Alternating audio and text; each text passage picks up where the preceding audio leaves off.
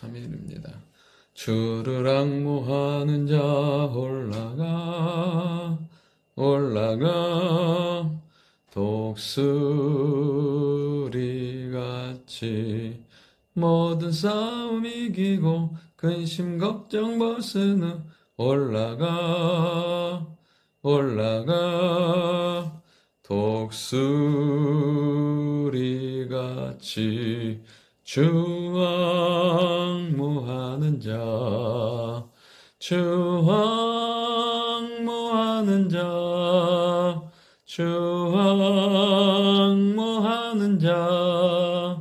늘 강건하리라. 아멘. 하나님 말씀 예레미야 27장 1절부터 11절까지의 말씀입니다. 오늘 말씀에 하나님께서 예레미야를 통하여서 범죄한 이스라엘, 회개하지 않은 이스라엘을 향해서 세 가지를 말씀하십니다. 첫 번째는 줄과 멍에를 만들어서 매라고 하시고, 두 번째는 바벨론 왕을 섬기라고 하시고, 세 번째는 살아야 될 땅 바벨론에 대해서 말씀하고 계십니다. 하나님께서 이렇게 이스라엘 백성들에게 진노하시고 그들의 삶 가운데 재앙과 같은 말씀을 선포하십니다. 첫 번째로는 그들이 줄과 멍에를 매는 이유. 이 줄과 멍에는 짐승이나 노예가 매는 것입니다. 어떠한 자유도 없고 철저한 구속과 절망스러운 삶을 이야기합니다. 그들이 줄과 멍에를 맬 수밖에 없는, 그렇게 매면서 정말 포로로 철저히 끌려가고 망할 수밖에 없었던 이유는 무엇이냐면 그들이 하나님을 떠난 죄 때문이었습니다. 우상 숭배 때문이었습니다. 그들이 어떻게든 이 느부갓네살 왕의 손에서 벗어나 보려고 에돔, 모압, 암몬, 두로, 시돈 왕이 그들이 어떻게 해서 연합해서 유다와 연합해서 벗어나려고 해보지만 하나님은 이 모든 것들, 이 모든 왕들과 유다를 철저히 종처럼 줄과 멍에에 매여서 끌려가게 하시고 멸망당하게 하시는 것을 보게 됩니다. 죄 가운데서 아무리 노력해봐야 그 죄의 멍에를, 악의 사슬을 끊을 수 없다는 것입니다. 오직 예수 그리스도의 십자가와 보혈의 능력이 모든 멍에와 줄을 끊게 되는 줄 믿습니다. 우리의 인생과 삶에서 우리를 메고 있는 모든 것들은 십자가의 권세와 능력으로 다 끊어지는 역사가 일어날 수 있기를 원합니다. 그리고 하나님의 모든 능력과 권세를 바벨론 왕 느부갓네살에게 주셨다고 말씀하십니다. 심지어 그를 뭐라고 표현하시냐면 내 종이라고 말합니다. 그러면서 철저히 섬기라고, 섬기지 않으면 바벨론 왕 느부갓네살도 죽긴 하지만 하나님께서 그들을 어떻게 해요? 멸망하기까지 칼과 기근과 전염병으로 그들을 벌할 거라고 말씀하십니다. 그들이 하나님을 섬겼던 민족이었는데, 하나님을 예배하던 민족이었는데 누구요? 바벨론 왕 느부갓네살을 섬기는 것입니다. 하나님은 어떤 하나님이신데요? 사랑과 은혜와 자비가 많으시고 노하기를 더디하시고 정말 작은 자, 천한 자들을 택하셔서 존귀한 자 삼으셨던 그 하나님의 사랑과 은혜를 버리니까 세상에 가장 간악하고 세상의 힘으로 압제하는 느부갓네살을 섬기게 되는 것을 보게 됩니다. 우리가 다니엘을 통해서도 알 수 있지만 그는 패역하고 완악하고 우상을 섬기는 악한 사람이었습니다. 하나님을 떠나니까 결국에는 그렇게 세상의 왕, 죄의 권세를 가진 자를 섬길 수밖에 없는 존재가 되는 것을 보게 됩니다. 이 땅은 두 가지밖에 없어요. 하나님의 자녀로 살 것인가, 마귀의 종으로 살 것인가. 온전히 하나님을 섬기며 예배하며 하나님의 자녀답게 승리하며 살아가는 은혜가 우리에게 있어야 될 줄 믿습니다.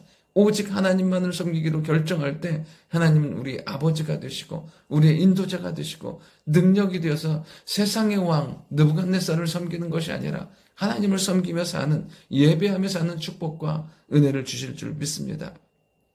그리고 하나님 마지막으로 뭐라고 말씀하시냐면 이제 너희가 바벨론 왕의 멍에를 베고 그의 섬기는 나라는 내가 그들의 땅에서 머물게 한 밭을 갈며 거기서 살게 하리라 하셨다. 이렇게 말씀하십니다. 그를 섬기는 나라. 결국에는 이제는 어떻게 되냐면 바벨론의 통치 가운데 있게 되고 어디 가서 사냐면 그의 땅에 머물며 밭을 갈며 거기서 살게 될 거라고 말씀하십니다.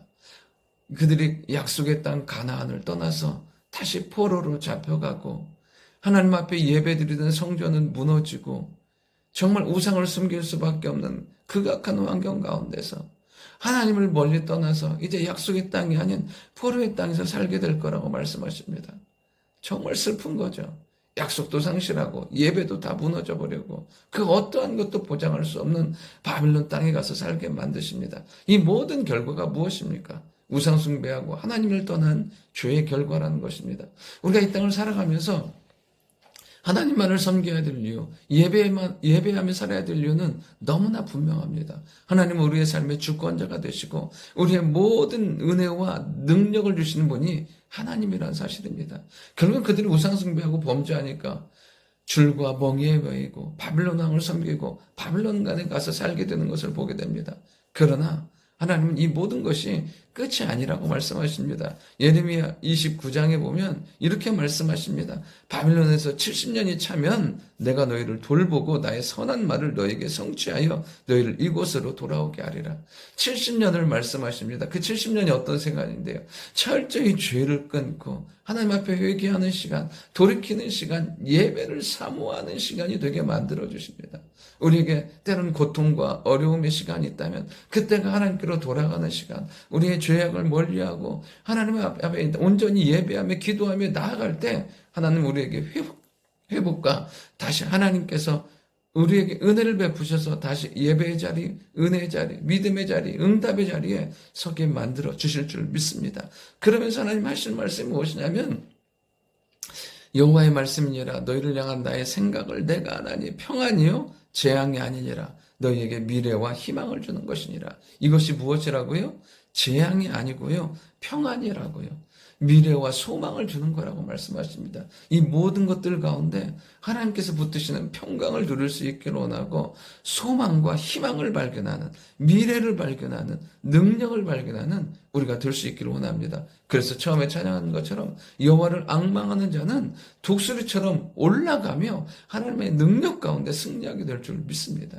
오늘도 주께로 돌이키며 주의 은혜 가운데 살며 소망과 미래를 주시는, 평안을 주시는 하나님만을 예배하며 섬기기로 결단하는 우리가 될 수 있기를 원합니다. 좋으신 아버지 하나님, 우리의 인생과 삶에 이런 죄의 줄과 멍에를 매는 그런 일 없게 하시고 하나님만을 섬기며 살게 하시고 하나님 약속 안에 거하며 하나님의 능력 안에 거하며 풍성한 응답과 은혜 가운데 살아가는 저희들 되도록 인도하여 주옵소서. 그래야 우리의 미래와 소망이 있는 삶이 되게 하시고 평강이 있는 삶이 되게 하시고 독수리의 날개치며 올라감 같은 영광스러운 날이 되게 하시고 응답과 축복의 하루가 될 수 있도록 역사하여 주옵소서. 예수님의 이름으로 기도드립니다. 아멘.